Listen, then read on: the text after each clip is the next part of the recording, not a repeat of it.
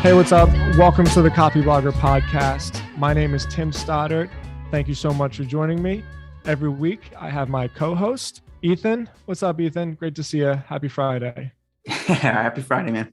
Yeah, how was your week? That was good. It was good. I think we were talking just before the episode kicked off here. It's kicked my ass a little bit. I'm still getting used to the new year, but happy to be back in the mix. Nice. What about you?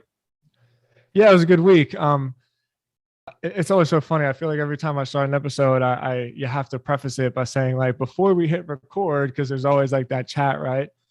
Great week for Copy Blogger, and then for Stodzy, I was just saying, well, actually, the timing was funny because Nathan from ConvertKit posted a really great thread on Twitter the other day, basically talking about the procedures he put in place now that they're like 40 people deep and they're all across the world. And I think they're doing something silly like 29 million a year. Wow. And all of the simple processes he put together to help the team communicate effectively without Slack overload. And so I took a lot of insights from his Twitter thread the other day, and I've just been spending all week putting together all these documents so that we can have cleaner processes and everybody actually knows how to properly interact in like this new digital frontier that we're all kind of figuring out and stumbling our way through. So I feel really good now that it's over and that I got it done. It's kind of like, cleaning out your garage, right? Like it sucks when you're doing it, but after it's done, you feel really good. So I'm glad about that, but I'm ready for the week to be done. And plus we're going to Miami this weekend, so I got a lot of driving to do. Oh, that's right. I didn't realize you guys were driving down. That should be fun. So what are you like signing off of this and then getting in the car? Or? No, we don't leave till Sunday, but we're completely unprepared. Like, oh, no. like we're in Miami for a month. I don't have anything packed. Like we're completely unprepared. So we leave Sunday morning. So yeah, by the time this gets released on Tuesday, I'll be in Miami and I'm very much looking forward to it. I'm going to be there for a month. Awesome. So what are we talking about today? Today, we are talking about landing our first clients. So let's kick this thing off. You got your start as a freelance writer. Tell me about your journey to land that first client and what that story looks like. Yeah, sure. So I should qualify by saying I did get my start as a freelance writer, but I very quickly transitioned into being a freelance web developer. And there was a reason for this. We covered this a little bit in the last time, and I'll go into a little bit more detail. So my first writing jobs were sketchy, to say the least. It was basically, this was like 2012. So it seems crazy to say now, but like the internet was basically still very young back then. And I'd found some ads on Craigslist that were paying writers, I don't know, $50 a pop to write these short articles of all different types. And I forget what some of them were. Like some of them were technically based. I think I wrote one about what is SEO, that's kind of interesting as a throwback because that's a lot of what I do now. Some of them were reviews for dating sites, which I mentioned in the last article or the last podcast. And that was actually what got me to leave because the sites were just like, I don't think they were bad. They were just very sketchy, like early stage startups that were clearly looking for traction. And I got it in my head. I'm like, if somebody uses this and gets attacked or something like that, and they're like, but there was like glowing review online. I'm like, I'm just never going to be able to sleep if I do this. So I ended up walking away from that job and really out of necessity transitioned into something else, which was web development. So I had always, coming up through high school, kind of had these like entrepreneurial ideas. I won like a small grant to launch a project in college by competing in one of those elevator pitch competitions. And so I'd always been like trying to start stuff, always needed a website, never had any money. So over time had learned how to build those. And it was essentially, it became the first thing that people would like actually pay me to do, right? The startups never really worked out. The businesses never really worked. But people started paying me to build their websites. And so that's kind of the long journey into web development as a career, but I wanted to just give that backstory to create a slight delineation before we go forward, which is this. I was thinking about it today, and I'm like, there really are two starts, I think, to most people's freelance career. There's the first time you do a project and get paid for it. And then there's like the first time you get a client on purpose. And I think this is an important You're distinction. so right. Yeah, you're so right. Yeah. Okay. I want to hear your story about this, but like for me, I think I had done two other websites and gotten paid for them. One was for a cabinet maker, and one was for I have an aunt and uncle that run a dog daycare, and they needed like an updated website. Oh, and I think I had done one for my grandparents because they ran a bed and breakfast. So I had done like a handful of these little projects, but I had never gone out and like specifically said, okay, this is what I'm going to do for work. This is what I'm dedicating my time to. Come pay me to do this until a certain point. And I'll talk about that certain point. I mean, I want to get into like the nitty gritty of exactly how I did that, but I'll just pause there because it sounded like you actually kind of resonate with that idea of like two different starting points for freelancers. Did you experience the same thing? Yeah, absolutely. Okay, like I'll just put it all out there. I was at a time in my life where I was heading in a whole new direction, and I was reading a whole lot of motivational material, and I just needed to fill my mind with good stuff because I just had so many bad thoughts in my brain about who I was and how I thought about myself and my self-esteem and all that, right? And actually, you liked my tweet the other day. Every year, I read Think and Grow Rich, and it's a book that I read for the first time. What would that have been in 2011? And it's a book that had a huge impact on me. And there's a part of that book. It's stage 3 of the 12-step process to get rich, basically. And it's called auto-suggestion. And it's basically like his representation of The Secret. You know, that book, The Secret, where like, the law of attraction, if you just believe things hard enough.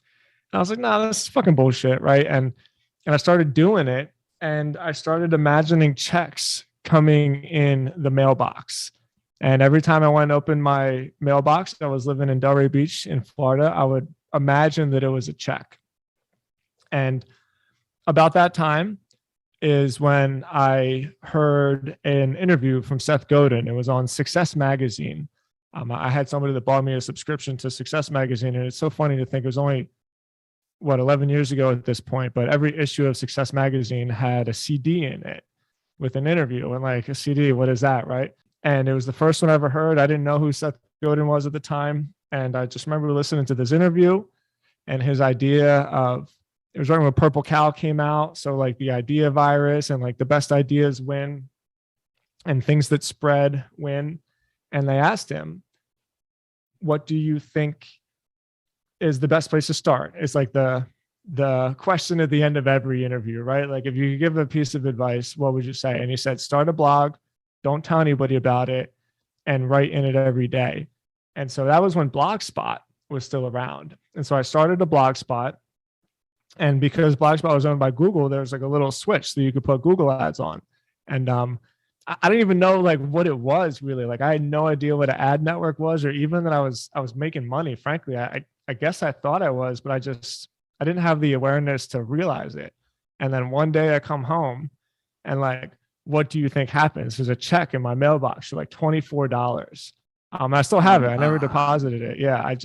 There's a check in my mailbox. And that was the switch that I really needed to actually just be like, oh my God, like this is possible. Like I can make money. And so even though that wasn't necessarily like a freelance client, that was the first thing where it's like, I got that accidental deal, you know, where like your cousin's friend or something says like, hey, I got a friend who writes, why don't you try this person out? So that was my first, like a job just kind of stumbled my way. And then it gave me the confidence to believe like, you know what, I can actually go for this and try to get some clients of my own. That's awesome. I love stuff like that. I have two things I want to say about this because I'm surprised by the similarity in our experiences. And it gets me wondering, like, is this just something that happens to everybody who starts down this path? Are these all just universal kind of experiences that you will have if you kind of embrace this lifestyle? So real quick, for anybody who's just listening, I'm tilting my camera slightly so that you can see the extremely messy corkboard that's usually off out of frame. Right there, that's the document that I read every day per Napoleon Hill's suggestion for the auto suggestion. Mine's in my drawer right next to my bed. So, and I got from that book. I mean, this is something that I think maybe a lot of people do, but don't often talk about. Great book. Love that book. I had, just to piggyback on that story, I had a similar experience one time with one of those. So one of the first businesses I ever tried to start, I think it was like my first year of college, and I had just read The 4-Hour Workweek and loved it. And you know what? I actually still think like some of the things I tried to start back in the day could have worked if I knew more about what I was doing. The thing that I had gotten some traction with, or like early interest in, was this idea for a website called Rhodes Scholars, ROADS Scholars. And it was just going to be like a student discount club for students who travel. And I got like a little bit of money to get started, had no idea how to build that into a business, and ultimately walked away from it. But I really feel like that could have worked, and it could probably still work. I know there are other companies that are especially now. And then there was another one where I just loved The 4-Hour Workweek, and I was like I knew that book inside and out, and I had was trying to figure out like how to get paid for spreading the word of that book. So I had like created these sessions, like speaking sessions, and I was trying to get people to pay me to come in and do those. And I struck on this other idea of like, I'm just going to sell the book. Like, I'm just going to order a bunch of the book and just sell it. And it turns out it's actually really easy, or at least it was at that time, to become a distributor for Random House. You just filled out a form online, and then they would literally send you boxes of books on spec. And so I had ordered like $700 worth of The 4-Hour Workweek and Vagabonding, and forgot about them. And then like I forget what happened, but over the course of several weeks, I kind of burned through a lot of ideas like you do at that age, and then was feeling really down one day, and I was like, man, nothing's working out. And I came home, and there was a case of those books just on the doorstep. And I was like, oh, this is cool. So anyways, that's a long diversion, but since we're talking about like early starts and stuff like that, there's a lot from your story that resonates with me as well. It's cool to hear that you got started that way. So if that was the first accidental project, how did you end up transitioning then into like, what was the first time you went out and got a client? Yeah.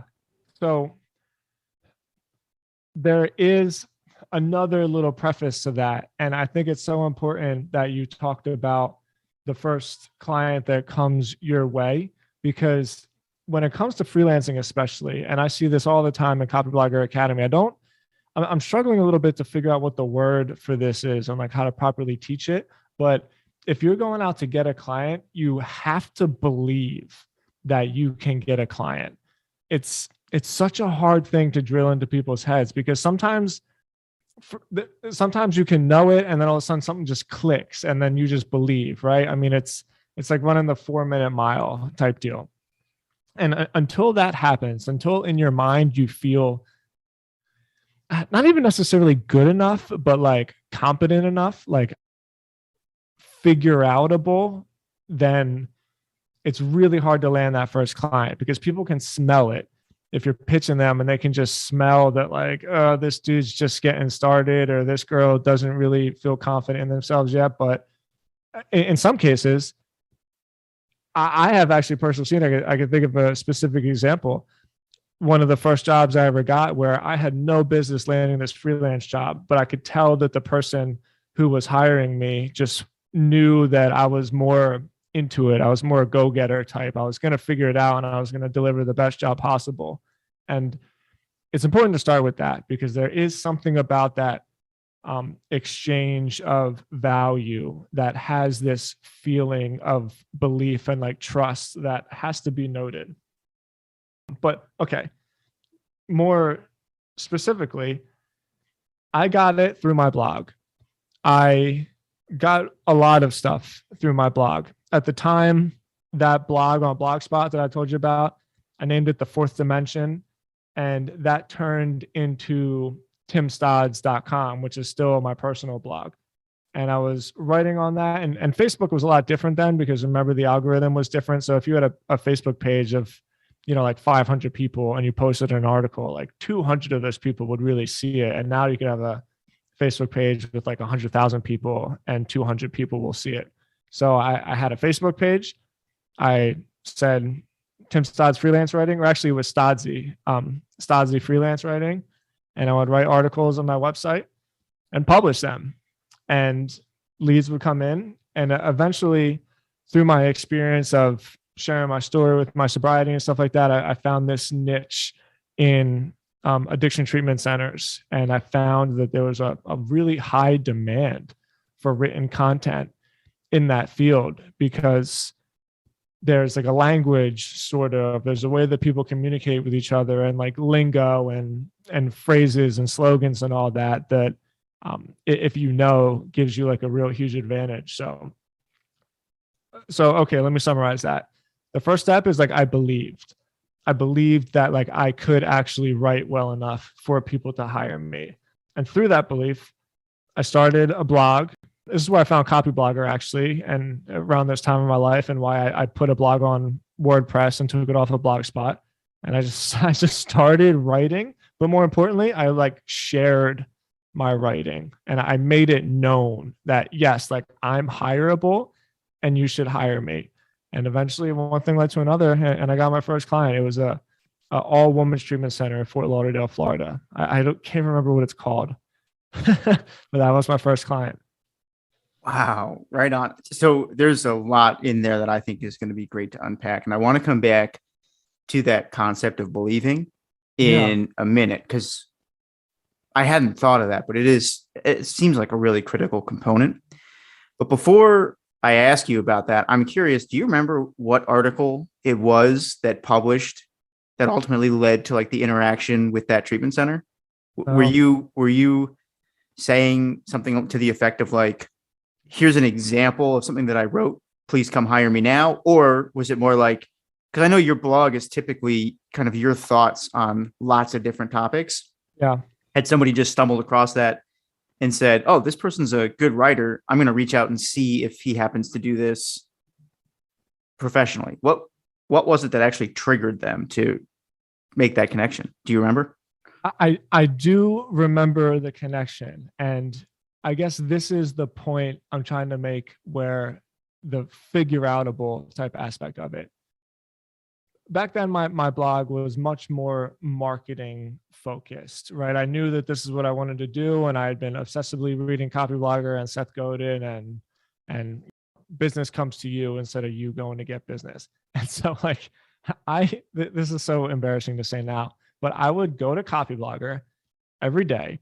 I would look at the newest article that Brian or Sonia, or there was another guy named Damian Farnworth at the time that was a writer, and I would take the article, and I wouldn't copy it word for word, but I would copy the exact structure and even like the tagline, and just think, okay, how can I take this and make it about something like kind of similar, And then that's what I would write.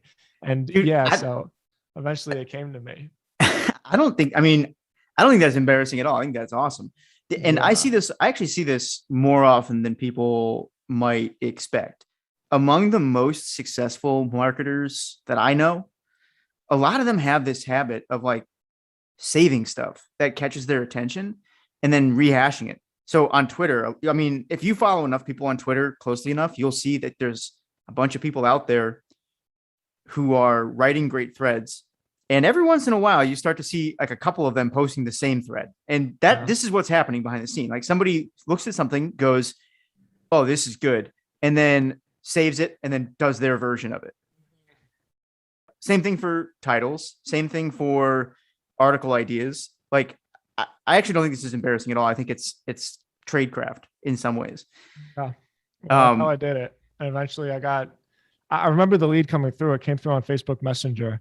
Well, it wasn't even called Facebook Messenger back then. It was totally different. It was just a an instant message on Facebook. Man, that's really going back. You remember Facebook before they integrated that and like everyone just wrote everything on everyone's walls? Yeah. That's going to come back to haunt all of us, I think, at some point. Sure. Like everybody, all the millennials. Oh my God. The internet doesn't forget. Yeah. Okay. So my story was maybe similar, maybe different. I'm not sure. I'll let other people judge. So when I decided to officially launch this business as a web developer, there was a big component of that actually ties into the belief thing that you talked about. And I want to put a pin in that and come back to it so we can refer to it after this. But as I mentioned, I had done a couple of jobs and I knew enough about where web development was at the time to feel very comfortable saying, whatever you need, I can probably build it. Right now, technical people listening to this know that that's actually a much taller order than it seems at first. And like I was, in a lot of ways, I was naive enough not to know what I didn't know. So I think that helped as well. But I built a handful of websites and I felt pretty comfortable that I could do the job. So my parents belonged to this real estate investment club. They're still going, I think. It's called Fortune Builders. And they're really cool. They kick a lot of ass. Their whole thing is like buying and flipping houses and investing in properties. And if you look into the business, these guys are just killing it. And I remember in one of their sessions, they had this tip where they said, when you first start out, like on your journey as a real estate investor, here's what you should do. You should go to MailChimp, create an account, then use their import feature. And what you do is you just literally like give it access to your Gmail account and it pulls in every single email that you've ever interacted with to a list. And then you click compose, you write to that list and you say, I'm a real estate investor and like I'm looking to buy houses, and you press send. Now, this was 2012 or something like that. So I think a lot of the flagged for spam like there is now. Yeah, a lot of the manners around email and stuff have changed. But I had heard that idea and I'm like, that's brilliant. Why don't more people do that? So that's exactly what I did. And dude, when I was prepping for this call, I actually went back and found the email. And like my old MailChimp account still exists. So I want to read it real quick and also give people thoughts on this. First of all, I should say, well, let me just give this story. So I did exactly that. I went to MailChimp, I created an account. I had it pull in every email I'd ever interacted with.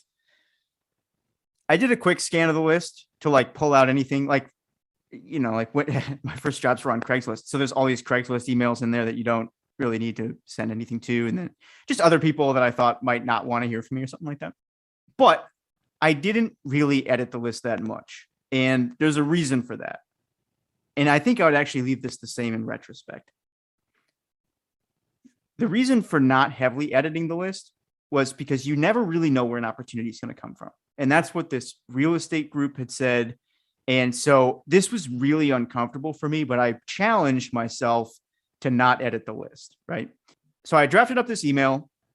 I sent it. I just looked at the stats the other day. It went out to I think it was 568 people. Of them, 200 people opened it and about 20 to 30 people clicked on the links to my website. And I want to say a couple of quick things about this before we go any further. So the first was, as I mentioned, I'm a little conflicted on this topic, on this tactic today, because the ethics or like the manners of just internet marketing have changed. But here's the thing. It worked. So I sent this email, and less than 15 minutes after I sent it, I got a response from somebody who said, actually, I should have pulled up the response, but I read it last night, and he said something to the effect of, hey, so-and-so sent me your information, says like you're in the business of building websites now. I think we might need your services. Like, let me know if you want to talk. Within 15 minutes. He ended up being my first serious client, paid me several $1,000s to overhaul his website. We ended up working together for several years, and he referred me to other people. All of that, he wasn't even on my email list. It was all because an old colleague of mine, somebody I interned with and hadn't talked to in years, was on that list. When I sent the email, he was literally sitting in the office with this guy discussing how they were going to overhaul their company's website. And like the email pops in, he goes, speak of the devil. Like, I know this guy. He's all right.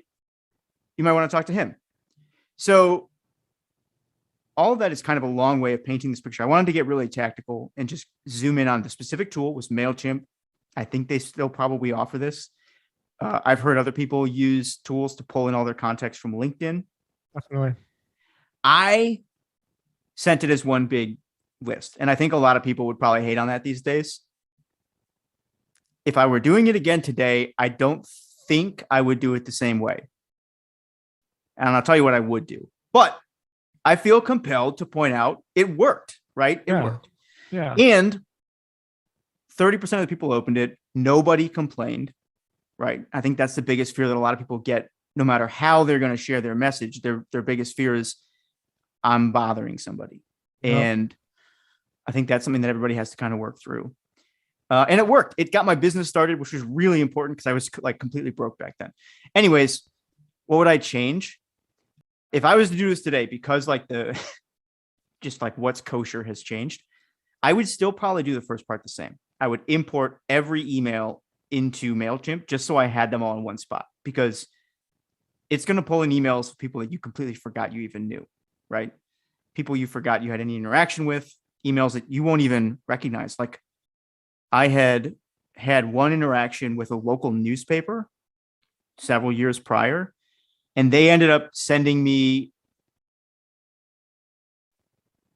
either they wanted to interview me or they sent me like their ad sheet, and they're like, hey, we can give you a really good deal on ads if you want to advertise your business. So there's all these opportunities that are going to come from not editing your list too early. But rather than mass email everybody, if I were starting a service business today, I would do that first step. And then I would literally spend my first week sitting down and I would just crush personalized emails, like 50 to 100 at a time, until I started getting responses and like people asking for that. I think that's the component that I would change today. But this is extremely effective. It worked. And I have to say, I've done this multiple times in my earlier years to a like probably somewhere between 1,000 and 2,000 total email addresses. And I only ever got one complaint on this. And she was really pissed. So there's always the one. Yeah. Fine. Take that person off the list immediately. But for whatever it's worth, that's how I got my first client. It was a referral from an old intern colleague that I never would have reached out to otherwise. And that's the mechanics behind it. Yeah. Cold email is still to this day really underrated. It's just a grind. And you got to be specific with it because you can waste a lot of time and not get very far. But if you have like an objective, I think cold email is really, really important. But you said you were going to read the email. What's it say? Okay, so I'm actually surprised that I made it this way. Like I pulled this yesterday and this was a real throwback. I didn't realize that I had written this way, but there's like a very fancy header image with like all these photos from different travels and stuff. Can I share my screen here or no? Yeah, sure. I'll give you the great idea. I was just going to ask, and I was like, I don't want to, jack your screen. You can share it now. All right. So this is it. I don't know if people can see this. Oh my God. Look at that old school header image. Yeah. So these are like all photos from different like trips that I had taken. And it just for anybody listening, it says exciting news, smiley face. And then here it leads in hello to all my friends, contacts, and I'm sure some enemies. I just wanted to drop you a quick line and let you know what I'm up to these days. I'm stoked to announce that I started a new business. And then there's a link to the website there. For a couple of years now, I've been helping business owners redesign websites for their companies. It was always more of a side project, but I recently took it full time. From minor code repairs to complete visual overhauls, added functionality, and mobile design, I now do it all. If you have a website and you're interested in having work like this done, give me a shout here. And then there's another, I think, link to my normal website. Likewise, if you have a friend, coworker, boss, pet with an internet presence who might be interested in work like this, I'd appreciate it if you passed my name along. They will too, I promise. If this is way outside your wheelhouse and you couldn't be more bored, please unsubscribe below so I don't send you any more of this junk. Otherwise, all the best, Ethan. And then there's some, I guess these were like links to recent projects or something. Yeah, it looks like that. Yeah. So I will like give my past self credit and just say the copy is pretty playful. It's pretty Yeah, playful. And I it's wouldn't good. hate getting this, even if like I was like I haven't talked to Ethan in years. Hmm. So if you're gonna try something like that, maybe that helps. Well, But I think the again, point is just like you were saying, like you went after it, right? It's yeah, like I gotta find a word for it. I have to somehow incorporate this into my education, just like that notion of like this is gonna happen and I'm gonna figure it out. And it doesn't always happen in the first week. Sometimes I'm not really like a woo-woo type person. I don't believe in the law of attraction as like some mystical force. I just believe that thoughts are things and thoughts have like an impact, a physical impact on the world around you, whether it's the the rays that your brain emits or the frequency of the vibrations of your brain waves.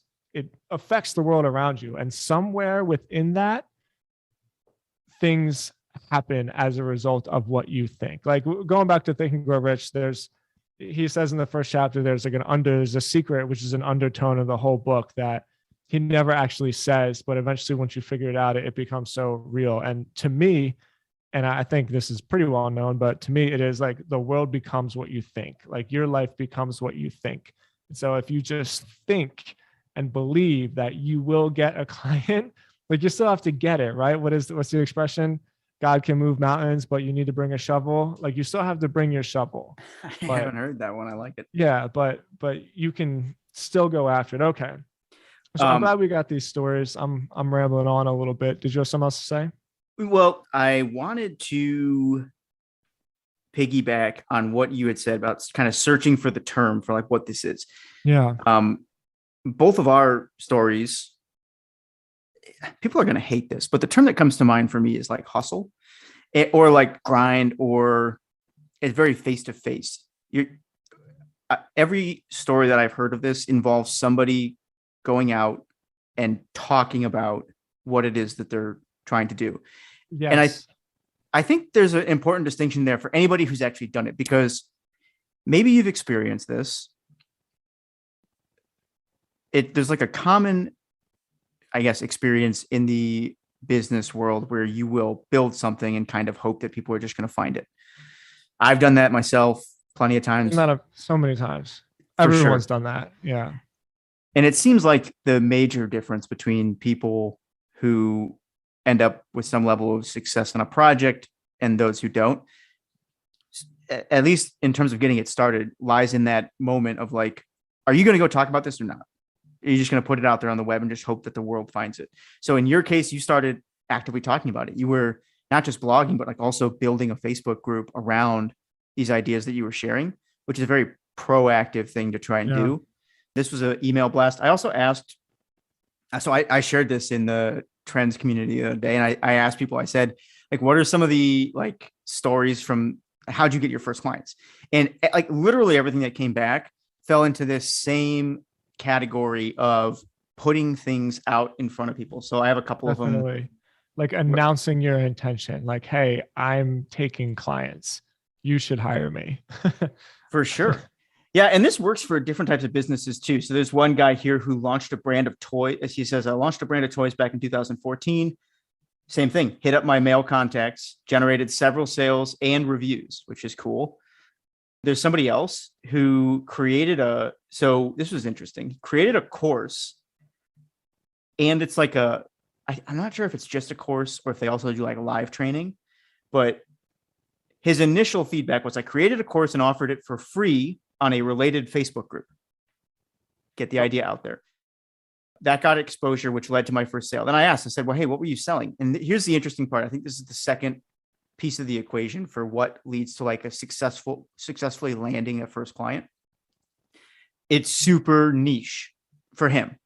So I think for a service business or like really any kind of early stage idea, you can make the argument that it needs to fall into one of two categories. Or if you fall into one of these two categories, it's going to be much easier to land clients. Either something very niche where, to your point, you like speak the language and stuff like that, or something that is difficult or like unpleasant for other people. Sucks. Yeah. Which is Yeah. code. Shit that Right. sucks totally. Code or like, or So another example of that is copy on product pages. I remember one of my first jobs ever. There was a company in West Palm Beach, Florida, that sold and repaired patio furniture, and I wrote all of the product reviews on it because like those products need to have words underneath there or else nobody buys it. And even more so today because so many of us do shopping on our phone. Um, but yeah, it was awful. It was so awful. And I had to do it for like a month and a half. But the thing is, eventually I remember learning a lot about SEO from that website. I just patio furniture, West Palm Beach, like outdoor furniture set, West Palm Beach, outdoor chairs, West Palm Beach. And, I would link some of the articles to the products, and the conversion rate on the products went up as well. It was the first time I ever was able to present to a client like the hockey stick of a Google Analytics chart, and really feeling like, wow, like words on the internet are powerful. But same thing you said, like that client then referred me to somebody else. It was I still talk to her. I still host her website 12 years later. It was an air conditioning installation and repair business in Boynton. I love how niche that is. Or like, I don't even know if niche is the right term, but if I was starting out writing copy, it's not where I would first look. So maybe niche isn't the right term, but it's like unexpected businesses that still need all these things. Like everybody wants to go be a copywriter at, some sexy new startup, but like every business needs this. And so this guy's example was pretty interesting. It turns out, listen to this, his training, they teach a training class on tough customer service interactions with homeless people. Wow. Like how niche is that? And it turns out this is really important because you have a lot of these institutions that serve all types of people, right? Like he says, one of their major clients is libraries, and the staff just don't know how to handle some of these interactions because they can be quite complex. So he would, he offers this free course, and then businesses are like more than willing to kind of bring them in order to pay for other training or something like that. But this idea that like, who would think to sell to libraries when you're creating courses? I don't think that can be overstated. The importance of doing something that's either niche or offering a solution to something that's like unpleasant. We have a couple of minutes left. I would love to circle back to the beginning of this and maybe close this out with this idea of believing in your ability to sell. So you've done a ton of sales, and I would like to hear you talk through this a little bit more. Specifically, what I found myself wondering is, can that be trained? And if it can be, maybe we can bring this home to like a very tangible example. If you were training somebody new to sell, say, like Stodsy's services, and maybe this is something that you just went through recently with the documentation, I don't know. What would you do to instill that confidence in them out of the gate if they didn't have it before? I'm so glad you brought this up, because I was thinking about it in the beginning when how much should I incorporate tactics of sales and tactics of attention getting. It's kind of slipping my mind, however you say that. But there's two things in sales that everybody screws up, and it's human nature, because it's in our DNA almost not to be indebted to people, and asking people for things is very, very difficult, like in the amygdalas of our brains and our lizards' brains, because there's just something innate in us that says like, no, don't ever take things from strangers, because then they'll have a one up on you, basically. So there's two things people screw up. They talk about themselves, and then they don't ask for the money. And like it's those two things. Here's a great solution for it. If you feel really comfortable about your writing and it's like, hey, I'm on social media, I'm promoting myself, and people talk about it, but man, I just can't close that deal. Read a book called You Can't Learn to Sell a Bike. You Can't Learn to Ride a Bike at a Seminar by something Sandler. It's called the Sandler Sales System. And there's two things that this guy really, really practices, which totally changed my view on sales. He has a visualization. It's called a submarine. It's a submarine method. And the idea is that submarines are obviously in precarious situations. They're deep in the ocean. And if there's a leak, they're in chambers. And so like once you lock a chamber, you can't ever go back because it's flooded. So you go through this process. And once you go through each stage, like you can never go backwards. And so the first thing that you do in the Sandler sales system is you make an upfront contract. So you get the awkward point out of the way and you reduce the risk of having, a proposal, a presentation, a pitch, and then having them say, what is it? Let me think about it. Right? That's like fucking knife to the heart of a really well like a presentation that you put a lot of hard work into for a sales pitch. So you start right from the very beginning. Let's say we were doing this and say, hey, Ethan, thank you so much for the call. I'm happy to take as long as you need to tell you about our services and what we can do for you. I just have one simple request.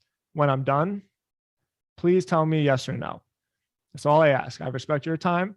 I'm going to put a lot of time into this. If I'm going to get through this whole entire presentation, you think that's fair, right? And then you use the F word, because that F word is like, again, there's something innate about humanity that is into fairness. So do you think that's fair? And of course, you're going to say yes. And so now you've put like their reputation on the line to get an answer. So you can solve that problem just by using the upfront contract. And then the second one is really just stuff that copywriting taught me, where nobody cares about you. They don't actually care about your business. They don't care about your services. They don't care about your amazing team and like how cool it is. All they care about is their problem getting fixed. So upfront contract, and then drill it into your head. They don't care about me. They don't care about me. They don't care about me. They care about their problem getting fixed. And if you do those things, like that is the tactic of sales. You aren't convincing somebody to do something. You're taking somebody that probably needs what you have and persuading them to take the next step. So I could there's times in my life where I think about just ditching this whole writing thing and just doing sales presentations, because I really love negotiation. And I think if people appreciated negotiation a little bit more, it would really, really help them in their lives. Like how many people don't get what they want just because they don't ask? And it really upsets me sometimes. So that's my answer. This is awesome. I'm curious to know, out of the gate, did you always like sales, or was that something that you developed? No, I developed it because, well, I'm not sure. I've read so much. And so I think I had a speech impediment when I was younger. I was in speech class for years. I couldn't say, and if you really listen, I still struggle with sometimes, but the letter R. So if I were to say mirror, it'd be like mirror. I couldn't get the part. And I was so insecure as a kid, just because every time I would talk, like I get made fun of. And eventually, especially like because of that, writing was my friend. And through writing, I think I really learned to like articulate my thoughts and present opinions and formulate arguments. And when I was able to just get the confidence to get my speaking ability up, and like a ton of speech class, which really helped. Her name was Mrs. Boop. Once I was able to do that, I was like, you know what, I can do this. And so I enjoyed, not necessarily debate, but I just enjoyed like being right, basically. But what really turned it over for me was working in the call center. And I know we talked about this last time. Like if you want to learn the most valuable skill in the entire world, go work at a call center for a year and a half and make 100 cold calls a day and get hung up on over and over and over again, and figure out how to talk to strangers over the phone and have them trust you and believe in you enough to give you their credit card. You learn things like talking when you smile, and you realize that like you can actually hear over the phone when somebody's, smiling when you talk. And you can learn that people hear if you're smiling when you talk, and you just hear how conversations interact with each other when the person doing the selling has like a certain vibe about them. So yeah, I really, really developed it when I worked at that call center, and I thought like, damn, this is a superpower. Like it's an actual superpower. And then I started taking it seriously. That's fascinating. And I think you just found maybe the topic for our next conversation. Yeah, this always happens. I had a similar experience which was that I hated sales until a handful of things changed my mind. And I guess maybe we'll get into them on the next call, but like at a high level, I think there was a really fundamental shift around a few things. One you mentioned, which was just getting comfortable being hung up on and making that call. I had a similar job. In fact, I mentioned an internship that I had when I was younger. I interned at a company selling lighting retrofits to convenience stores. That's a good one. My God. Yeah, that's a good one. That's brutal. Yeah, it was tough. A lot of getting told no. It was the first time I ever had a cold call, like just through a list of people. And like where I was in the Northeast, like a lot of people who own convenience stores up there. I don't know if this is still true, but at least then it was mostly like Chinese and Indian people. So there was, and Hispanic. So like there was a immediate language barrier in most of those calls. So if you're going to be successful, not only do you have to pick up the phone and like win somebody's trust, but do it across a cultural gap as well. And for the most part, I wasn't very successful, but I did get used to that concept of just picking up the phone, dialing, maybe not being so attached to the outcome, because I think that's what trips people up a lot. But then so one is getting over that fear of getting told no. I think the other one, which is maybe tied into this for me, was there's two.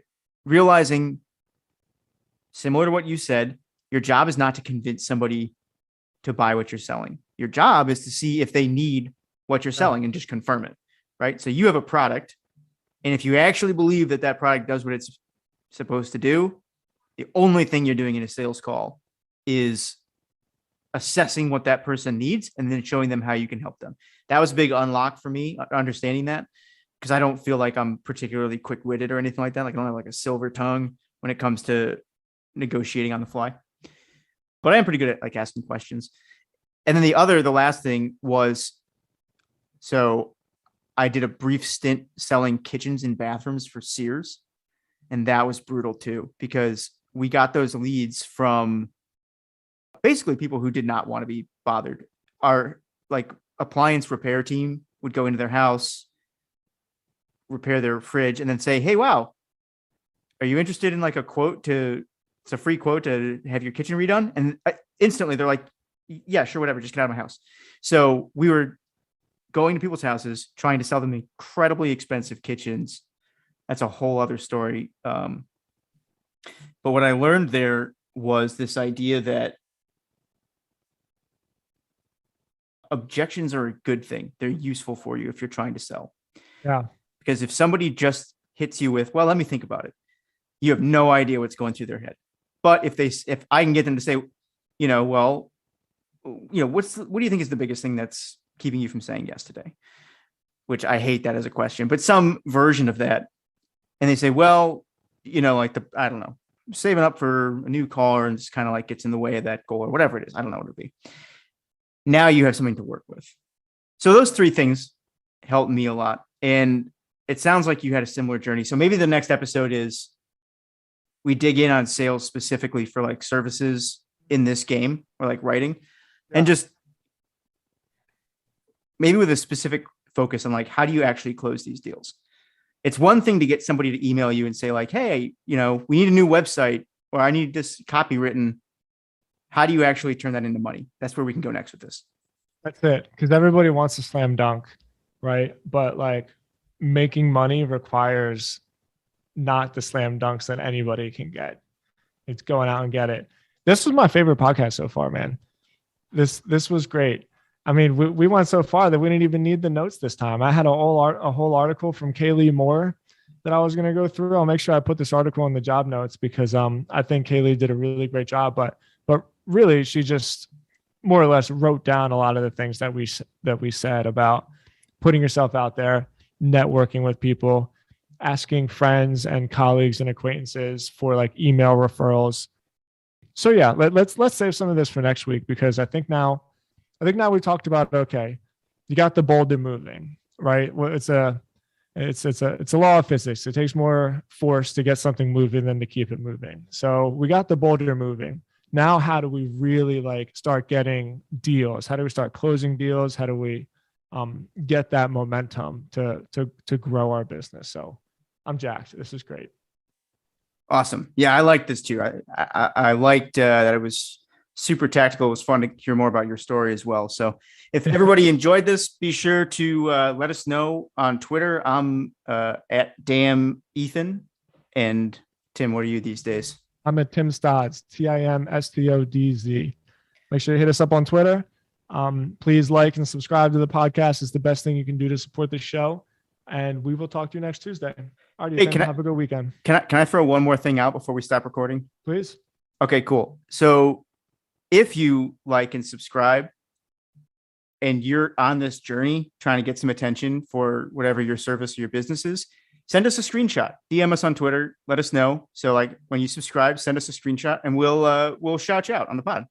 I love that. Yeah. What a great idea. And you know what else we should start doing? Maybe I won't even put this in the show, but I think this would be really cool. Maybe we can have people like use examples of the tactics that we fucking give them and then like celebrate it together. That would be cool too. Yeah, that would be awesome. So we're out there, we're paying attention. Make sure you hit us up and we'll see you next week. All right, guys. See you later.